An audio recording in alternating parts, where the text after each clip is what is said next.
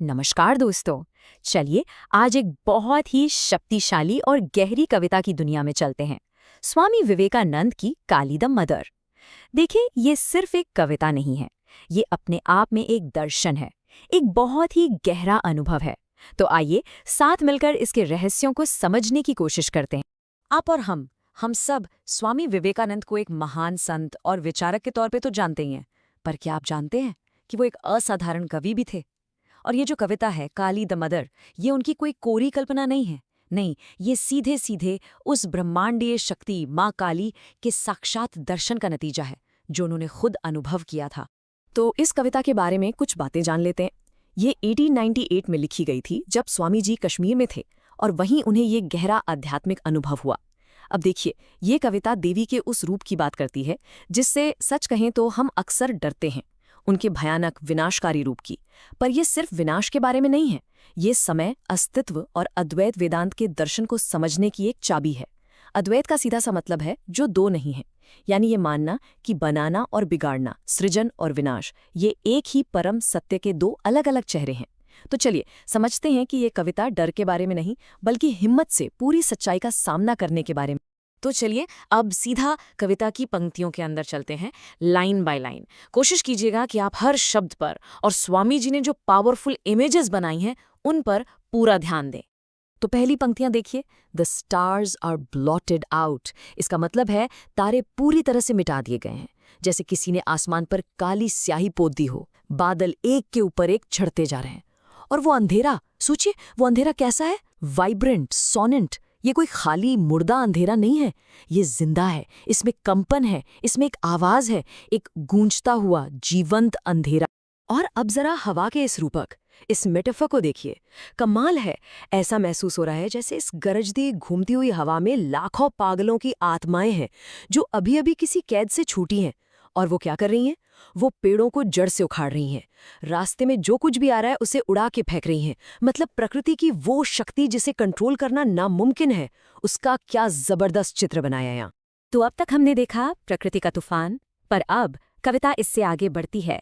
अब हम देखेंगे कि इस विनाश के पीछे आखिर है कौन, वो चेतन शक्ति कौन है। यहाँ एक शब्द है फ्रे, जिसका मतलब होता है लड़ाई या संघर्ष। तो अब समंदर भी इस महाविनाश की लड़ाई में शामिल हो गया है और उसने पहाड़ जैसी ऊंची लहरें उठाई हैं जो उस काले घने आसमान को छू लेना चाहती हैं। जरा इस सीन को इमेजिन कीजिए। यहाँ सारी सीमाएं टूट रही हैं, जमीन, आसमान और समंदर सब एक हो रहे हैं। अब यहाँ से कविता एक बहुत ही इम्पॉर्टेंट मोड़ लेती है। एक अजीब सी भयंकर रोशनी की चमक होती है और उसमें हर तरफ हजारों हजारों मौत के साए दिखाई देते हैं, मैल से सने हुए, एकदम काले। तो आखिर कौन है इस विनाश के पीछे? पहली बार हमें उस शक्ति की एक झलक मिलती है। यहाँ एक बहुत ही खास शब्द इस्तेमाल किया गया है, लूरिड। अब इसका मतलब क्या है? देखिए, लूरिड लाइट वो होती है जो नॉर्मल ना हो, जो आंखों को चुभे, एक अजीब सी शॉकिंग रोशनी। तो ये कोई चांद या सूरज की रोशनी नहीं है, ये एक अननेचुरल, एक भयानक रोशनी है जो उस डरावने मंजर को दिखा रही है। और अब आती है वो पंक्तियां जो इस कविता का दिल है। जरा इस विरोधाभास को देखिए। वो शक्ति जो बीमारियां और दुख फैला रही हैं, वो दुखी नहीं है, वो तो डांसिंग मैड विथ जॉय, खुशी से पागलों की तरह नाच रही है। और इस सब को देखकर कवि डर नहीं रहा, वो भाग नहीं रहा, बल्कि वो उसे पुकार रहा है, कम मदर कम, आओ माँ आओ। यही है इस कविता का कोर आइडिया। तो आपने देखा, यहाँ से कविता का टोन एकदम से बदल जाता है। जो अब तक एक डिस्क्रिप्शन था, एक वर्णन था, अब वो एक सीधा, एक निडर निमंत्रण बन गया है। इस पंक्ति की गहराई देखिए। कवि सिर्फ डर को, आतंक को एक्सेप्ट नहीं कर रहा, वो कह रहा है कि यही तो आपका नाम है। भय आपकी कोई कमी नहीं, भय ही आपकी पहचान है।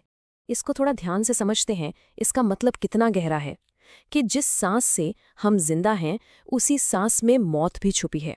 जीवन और मृत्यु वो एक ही सिक्के के दो पहलू हैं, एक ही सांस का हिस्सा हैं। और ये मत सोचिए कि ये किसी भूकंप या तूफान की बात हो रही है। नहीं, यह बात कॉस्मिक स्केल पर हो रही है। उनके हर एक कदम से एक पूरी दुनिया, एक पूरा यूनिवर्स हमेशा के लिए खत्म हो जाता है।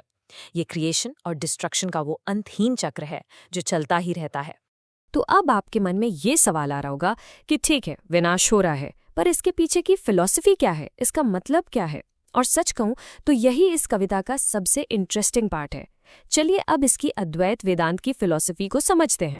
यहाँ देखिए, माँ काली को सीधे सीधे टाइम यानी काल कहा गया है, दी ऑल डिस्ट्रॉयर, वो शक्ति जो सब कुछ बनाती है और आखिर में सब कुछ अपने अंदर समा लेती है। तो अब जब कवि कहता है कम ओ मदर कम, तो वो डर से नहीं बुला रहा, ये अब एक पुकार है मुक्ति के लिए, लिबरेशन के लिए। वो कह रहा है माँ आओ और मुझे इस समय के, इस जन्म मरण के चक्र से आजाद कर। तो इससे हम ईश्वर तक पहुंचने के दो रास्ते समझ सकते हैं। देखिए, एक है द पाथ ऑफ जॉय यानी खुशी का रास्ता। इस पर हम भगवान को खूबसूरती में, खुशी में, जीवन में ढूंढते हैं। ये आम रास्ता है, ज्यादातर लोग इसी पर चलते हैं। लेकिन एक दूसरा रास्ता भी है, द पाथ ऑफ टेरर, भय का मार्ग। ये बहुत मुश्किल है, बहुत रेडिकल है। इस रास्ते पर चलने वाला भक्त वो भगवान को सिर्फ अच्छी चीजों में नहीं, बल्कि विनाश में, दुख में, यहाँ तक कि मौत में भी देखता है और प्यार करता है। वो जानता है कि सच्चाई सिर्फ सुंदर नहीं, भयानक भी है। और ये कविता ये इसी दूसरे कठिन रास्ते की बात करती है। तो सवाल ये है कि इतने मुश्किल रास्ते पर आखिर चल कौन सकता है? कौन है वो जो इस भय के मार्ग को अपना सकता है? कविता इसका जवाब अपने आखिरी हिस्से में देती है। तो आखिर माँ आती किसके पास है? सोचिएगा एक सेकंड के लिए, इससे पहले कि हम कविता की आखिरी पंक्तियों में इसका जवाब देखें। और ये रहा जवाब। माँ किसके पास आती हैं? उसके पास जो दुख से प्यार करने की हिम्मत रखता है, जो मौत को देखकर भागता नहीं, उसे गले लगा लेता है, और जो इस विनाश के नाच में, इस डिस्ट्रक्शंस डांस में खुद भी शामिल होकर नाच सकता है। माँ उसी के पास आती हैं। तो इस पूरी कविता का आखिरी और सबसे गहरा संदेश क्या है? यही कि असली आज़ादी यानी मोक्ष दुख और तकलीफ से भागने से नहीं मिलती, बल्कि वो मिलती है जिंदगी की हर सच्चाई को गले लगाने से, चाहे वो अच्छी हो या बुरी, चाहे वो सृजन हो या विनाश। जब आप सब कुछ को माँ का ही नृत्य मानकर उसमें बिना डरे शामिल हो जाते हैं, तभी आपको असली मुक्ति मिलती है। तो ये था स्वामी विवेकानंद की इस कमाल की कविता काली दी मदर का एक छोटा सा विश्लेषण। उम्मीद है इसने आपको एक नया नजरिया, एक नई सोच दी होगी। हमारे साथ जुड़ने के लिए बहुत बहुत शुक्रिया। अगर आपको ऐसे ही और गहरे विश्लेषण पसंद है तो चैनल को सब्सक्राइब करना मत भूलिएगा। धन्यवाद।